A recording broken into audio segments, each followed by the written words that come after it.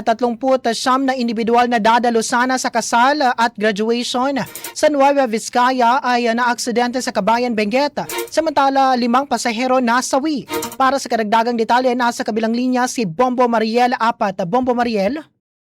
5 ang nasawi kabilang ang 2 bata habang 22 naman ang sugatan matapos tumaob ang isang 6-wheeler truck sa bahagi ng Guay, Poblasyon, Kabayan, Benguet bandang alas 10 ng umaga kahapon, Mayo 28. Batay sa investigasyon ng Kabayan Municipal Police Station, nasa 39 na katao ang sakay ng naturang truck na patungo sana sa Nueva Vizcaya upang dumalo ng isang graduation at kasalan nang mangyari ang aksidente sa kahabaan ng Congressman Andres Acop Cosalan National Road dahil sa hinihinalang mechanical failure.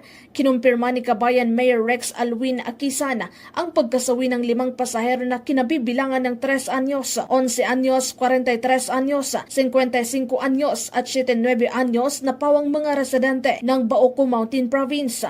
Ayon kay Mayor Akisan, nagmula ang sasakyan sa Baoco Mountain Province at patungo sana sa Nueva Vizcaya nang mawalan umano ito ng kontrol at tuluyang tumaob matapos itong magkaroon ng mechanical failure. Agad namang rumesponde ang mga tauhan ng Municipal Disaster Risk Reduction and Management Office, Philippine National Police, Bureau of Fire Protection, Rural Health Unit at mga volunteer responder upang magsagawa ng rescue operation at mabigyan ng agarang lunas ang mga biktima. Sa inisyal na ulat, 10 pasahero ang nagtamo ng malulubhang pinsala, kabilang ang head injuries at mga bali sa katawan na isinugod sa Dennis Molintas District Hospital. 12 naman kabilang ang driver ng truck ang nagtamo ng minor injuries at kasalukuyang ginagamot sa Kabayan Rural Health Unit.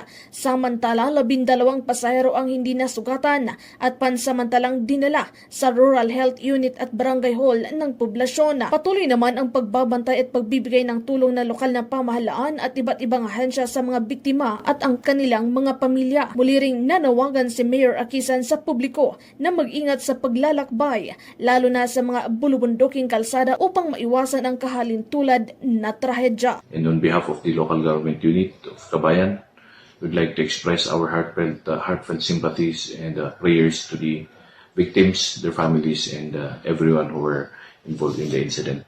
We also ask the public for calm and their cooperation and responsible sharing of information, especially on social media.